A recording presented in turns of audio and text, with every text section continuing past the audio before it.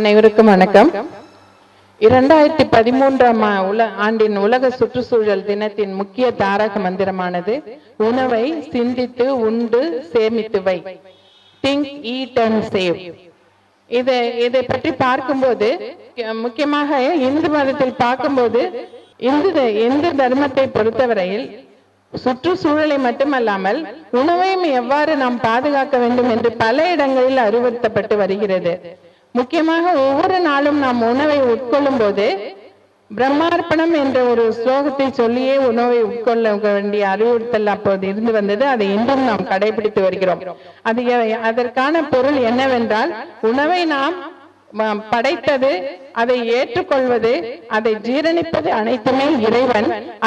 அந்த ஜீரணித்த பிறகும் அதனால் கிடைக்கக்கூடிய அந்த சக்தியையும் இறைவனுக்கே அர்ப்பணிக்கிறோம் என்ற அந்த கருத்து அதை வெளிப்படுகிறது. அதன் காரணமாகவே உணவை உட்கொள்ளும்பதற்கு முன்பாக நாம் அதனை இறைவன் சொரூபமாக பார்த்து அதற்கு எந்த அளவுக்கு முக்கியத்துவம் கொடுக்க வேண்டும் என்ற அந்த எண்ணத்தில் அதை நாம் மேற்கொள்கிறோம். அது மட்டுமல்ல, அன்றைய காலத்திலிருந்து இன்று வரையுமே உணவை சமைத்த பிறகு ஒரு பொடி சோறை காக்கைக்கு இட்டு அடுத்ததாக இலையில் பரிமாறி அதை முழுமையாக உண்ட பிறகு அந்த உணவை அதில் மீதம் இருந்தால் அதை மற்ற வகையான ஜீவ நாய்களுக்கோ அல்லது மாடு போன்ற மற்ற ஜீவராசிகளுக்கு கொடுப்பது என்பது மண்ணில் இருக்கக்கூடிய நுண்ணுயிர்களுக்கும் அது உணவாகும் என்ற அந்த கருத்தை மேலோங்கி இருக்கிறது. இந்த நிலையில் நாம் பார்க்கும்போது பல்லுயிர் ஓம்புதல், பயோடைவர்சிட்டி கன்சர்வேஷன் என்பது இதில் மேலோங்கி இருக்கிறது. அதையும் தாண்டி நாம் சொல்ல போனால் இப்போது நடக்கக்கூடிய திருமண நிகழ்ச்சிகள் எங்கு பார்த்தாலுமே உணவை வீணாக்குவது, அதிகப்படியான உணவை நாம் எடுத்துக்கொண்டு அதில் தேவையான அளவை எடுத்துக்கொண்டு மீதி இருப்பதை வீணாக்கும் ஒரு நிலைமை ஏற்பட்டு வருகிறது. அதனால் நிச்சயமாக இதை நாம் கருத்தில் கொள்ள வேண்டும். ஒரு அரிசியும் ஒரு தானியத்தையும் நாம் நிச்சயமாக வீணாக்க கூடாது.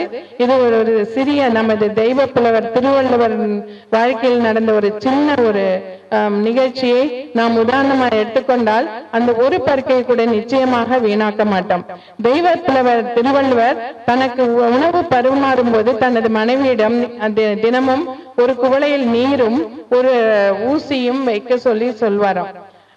அதை பற்றி எந்த கேள்வியுமே கேட்காமல் அவருடைய மனைவி அந்த உணவை பரிமாறுவாராம். இது சாதாரணமாக நடக்கின்ற ஒரு நிகழ்ச்சி. அது அவருடைய மனைவி வாசுகி அம்மையார் இறக்கும் தருவாயில் அவர் திருவள்ளுவரை, என்னை தினமும் இந்த மாதிரி ஒரு கோளையில் தண்ணீர் ஒரு ஊசியும் வைத்து உணவு பரிமாற சொன்னீர்களே, அதற்கான காரணத்தை தெரிந்து கொள்ளலாமா? எனக்கு அந்த ஒரு கேள்வி மட்டும் உங்களிடம் இருக்கிறது. கேட்டபோது அவர் சொன்னது உண்மையில் ஆச்சரியமான ஒரு பதில்.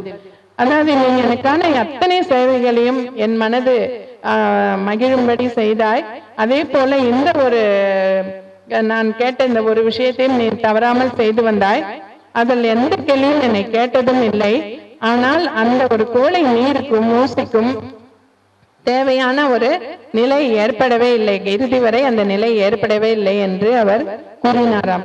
அதற்கு காரணம், நீ எனக்கு பரிமாறிய போது ஒரு பருக்கை உணவையும் நீ சிந்தியதில்லை. நீ அவ்வாறு ஒருவேளை அந்த உணவை சிந்தினால் அந்த உணவை ஊசிக்கொண்டு, அந்த ஒரு பருக்கையாக இருந்தாலும் ஊசிக்கொண்டு அதை எடுத்து அதை தண்ணீரில் அதை சுத்தம் செய்து உணவை நான் அந்த ஒரு பருக்கையை கூட வீணாக்காமல் நான் எடுத்துக்கொள்ள வேண்டும் என்ற அந்த எண்ணத்தில் தான் நான் சொன்னேன். அந்த மாதிரி ஒரு நிலைமையை நீ ஏற்படுத்தவே இல்லை என்று சொல்லி மிகவும் தானும் மகிழ்ந்ததோடு அவரது மனைவியின் மனமும் மிகவும் மகிழ்ச்சி கடலில் ஆழ்ந்தது. இதை இந்த ஒரு சின்ன ஒரு உதாரணம் போதும். ஒரு பருக்கை ஒரு சின்ன ஒரு தானியத்துக்கும் கூட எந்த அளவுக்கு அதற்கான மதிப்பை கொடுத்திருந்தார்கள், அதை வாழ்நாளில் நடத்தி நமக்கு உதாரணமாக இருந்தார்கள் என்பது நிச்சயமாக தெரிகிறது. திங்க், ஈட் அண்ட் சேவ் என்று சொல்லக்கூடிய உணவை சிந்தித்து உட்கொண்டு சேமித்து வைக்கும் அந்த ஒரு நிலைமை சாதாரணமாக நம்மால் மேற்கொள்ள முடியும். கட்டாயமாக திருமண வீடுகள் எங்கு சென்றாலுமே கூட நாம் அந்த உணவை வீணாக்க கூடாது, பழக்க கூடாது என்ற எண்ணம், தேவையான அளவை நாம் எடுத்துக்கொள்ள வேண்டும். இன்னும் சொல்ல போனால் அந்தந்த காலகட்டத்திற்கு ஏற்றமாறு உணவை நாம் சமைத்து உண்டோமானால் இந்த மாதிரி வீணாக்கக்கூடிய ஒரு நிலைமையும் ஏற்படாது. அதே போல இலையில் சாப்பிடும் பழக்கத்தையும் மேற்கொள்ள வேண்டும். தேவையான உணவை அவ்வப்போது போட்டு நாம் சாப்பிட்டோம் என்றால் நிச்சயமாக வீணாக்குவது என்று ஏற்படாது. உணவை வீணாக்கும் போதுதான் நாம் அதிக அளவு சுற்றுச்சூழல் பாதிப்பை ஏற்படுத்துவதற்கு காரணமாக இருக்கிறோம். அந்த குளோபல் வார்மிங், அந்த உணவு வீணா மக்கும் போது வெளியிடக்கூடிய அந்த மீத்தேன், கார்பன் டை ஆக்சைடு போன்ற அந்த வாயுக்கள் உலக வெப்பத்தை அதிகப்படுத்துகிறது. அதனால் அந்த அளவிலே நாம் நிச்சயமாக சிந்தித்து செயல்பட வேண்டும். நன்றி.